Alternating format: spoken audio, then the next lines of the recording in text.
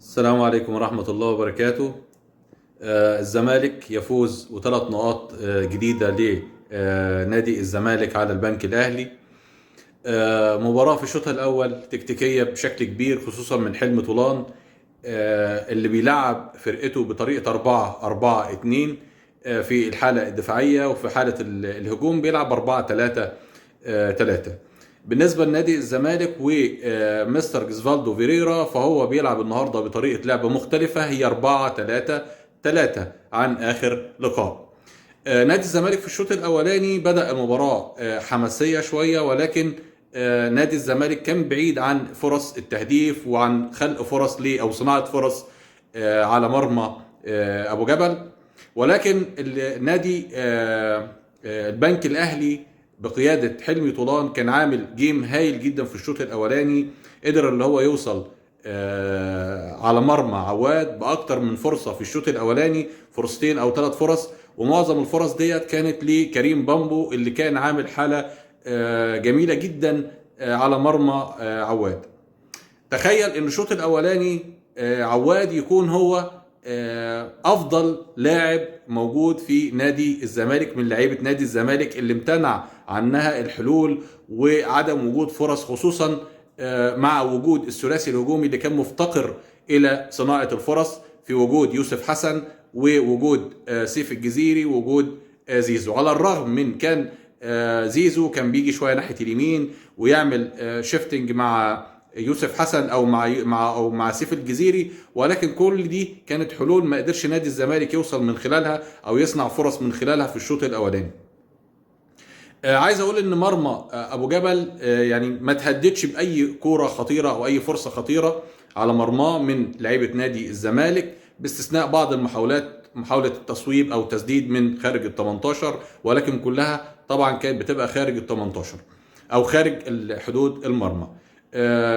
حلمي طولان كان موقف لعيبته النهارده بشكل قوي جدا، مقرب خطوطه وقافل الاطراف على نادي الزمالك، خصوصا ان اللي عارف ان طريقه لعب مستر جوزفالدو فيريرا هو اللعب على الاطراف، فكان قافل على لعيبه نادي الزمالك الاطراف، بحيث ان لعيبه نادي الزمالك ما تقدر تصنع فرص.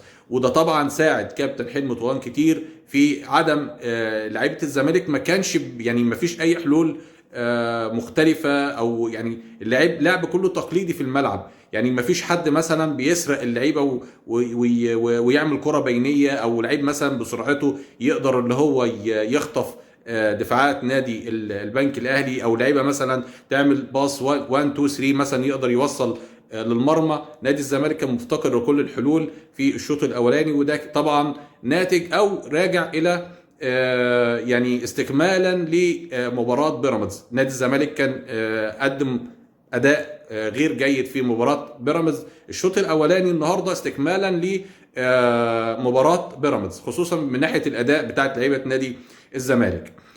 طبعا مع صفارة الحكم ونزول اللعيبة في الشوط الثاني، في مستر فيريرا عمل تغييرين على طول، طلع سيف الجزيري وطلع يوسف حسن، ونزل يوسف أسامة نبيه ناحية الجناح الشمال، ونزل معاه طبعا سامسون اكينولا في كراس حربة.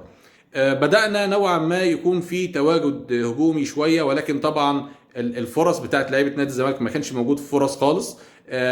حلمي طولان او كابتن حلمي طولان قفل اكتر على لعيبة نادي الزمالك، وبدأ يلعب بطريقة 4-4-2، خصوصا بعد ما طلع كريم بامبو في الشوط الثاني، وبدأ يلعب بناصر منسي ومحمود قعود كاثنين فراوده، وبدأ يقفل بقى خطوطه ويقرب الخطوط بشكل قوي ويقفل على الاطراف، عشان لعيبه نادي الزمالك ما تلاقيش اي فرص او تلاقي اي حاجه تهدد بيها مرمى نادي البنك الاهلي او مرمى ابو جبل.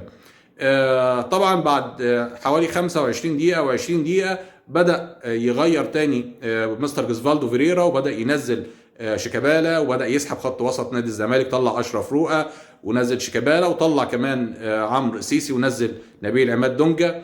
بدأنا يعني نشم يعني ريحة خطورة نوعا ما في تحركات شيكابالا، اللي بدأ يسقط لوسط ملعب نادي الزمالك ويستلم الكرة ويبدأ يطلع الحلول الغير التقليدية اللي كان مفتقدها نادي الزمالك في الشوط الأولاني. نوعا ما كان اداء امام عاشور برضو كان بيمسك الكوره وتقيل شويه على الكوره، فده كان مهبط رتم لعيبه نادي الزمالك، مش قادر يستغل اللي هو الكرات المرتده السريعه. كان نادي الزمالك لعبته مفتقر للنقطه دي بشكل كبير جدا في الشوط الاولاني والشوط الثاني.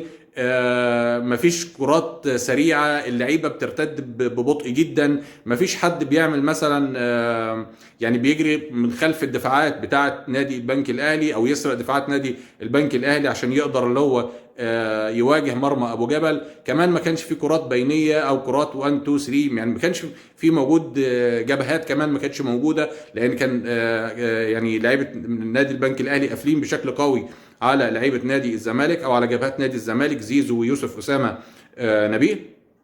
ولكن بدأ نوعا ما كمان حمزه المسلوسي، سحب حمزه المسلوسي اللي كان بيشتكي شويه من الاجهاد في الشوط الثاني، وبدأ ينزل عمر جابر. لعيبه نادي البنك الاهلي بدأوا يحسوا ان المباراه قربت منهم جدا. بدأ اللعيبه تضيع وقت نوعا ما، وبدأ اللعيبه يلعبوا على الكرات المرتده، وبدأوا يشكلوا خطوره في الشوط الثاني على مرمى ابو جبل في اكتر من فرصه. ناصر منسي، موسى ديوارا، محمد هلال، اكتر من لاعب راح على مرمى عواد، ولكن عواد كان متألق النهارده وزاد عن مرماه بشكل كبير جدا. عايز اقول ان النهارده يمكن عواد هو يعني رجل المباراه لنادي الزمالك، هو افضل لاعب في نادي الزمالك النهارده. حكم المباراه طبعا يعني على مدار 90 دقيقه لعيبه نادي الزمالك كان مفتقده لاي حلول في الملعب، حتى خارجيا، يعني ما فيش اي توجيهات من مستر جوزفالدو فيريرا. خلاص يعني اللعيبه بدات تواجه مصير التعادل في المباراه. حكم المباراه بيدي وقت ضايع 6 دقائق، بيقدر الشبل او الناشئ الراجل جدا اللي واخد من جينات نادي الزمالك يوسف اسامه نبيه، طبعا في لمحه فريده من لعيبه نادي الزمالك في بلس 95 او 96، تمريره من وسط ملعب نادي الزمالك من نبيل عماد دونجا على حدود ال 18 لشيكابالا، بيعمل تمريره روعه من ناحيه الشمال لزيزو. زيزو بيعمل عرضيه ولا اروع من كده من عرضيات زيزو اللي يعني اللي فيها الشفا زي ما بيقولوا. بتلاقي طبعا رأسيه يوسف اسامه نبيه بيحرزها هدف على مرمى ابو جبل، على يسار ابو جبل، طبعا ما بيقدرش يعمل لها اي حاجه. ولاعيبه نادي الزمالك بياخدوا 3 نقط قد تكون هي من اهم ومن اغلى نقاط في صراع بطوله الدوري السنه دي. نادي الزمالك بياخد 3 نقط. نادي الزمالك كده مازال في المركز الثاني برصيد 17 نقطه. نادي الزمالك لازم يكون في حلول في الملعب. انا شايف نادي الزمالك مفتقر للحلول، مفيش حلول عند اللعيبه، مفيش اي خلق فرص. يعني دي مشكله كبيره موجوده عند لعيبه نادي الزمالك، مفيش خلق فرص عند لعيبه نادي الزمالك. مفيش اللاعب اللي موجود الثمانية او اللعيب 10 اللي يقدر يعمل كور بينيه ويطلع المهاجمين او يطلع اللعيبه رؤوس الحربه او الاجنحه يقدر اللي هو يشكل خطوره على مرمى الزمالك. انا عايز اقول النهارده ان كره الهدف بتاعت يوسف اسامه نبيه هي قد تكون الكره الاولى على مرمى ابو جبل النهارده، وده تطبيقا او تاكيدا لكلامي ان نادي الزمالك كان مفتقر الى الحلول النهارده. الف مبروك لنادي الزمالك، 3 نقاط مهمين جدا في صراع جدول الدوري المصري ممتاز، ويا ريت يكون في حلول الماتشات الجايه ونشوف تقدم ومزيد من الاداء القوي مع لعيبه نادي الزمالك. السلام عليكم ورحمه الله.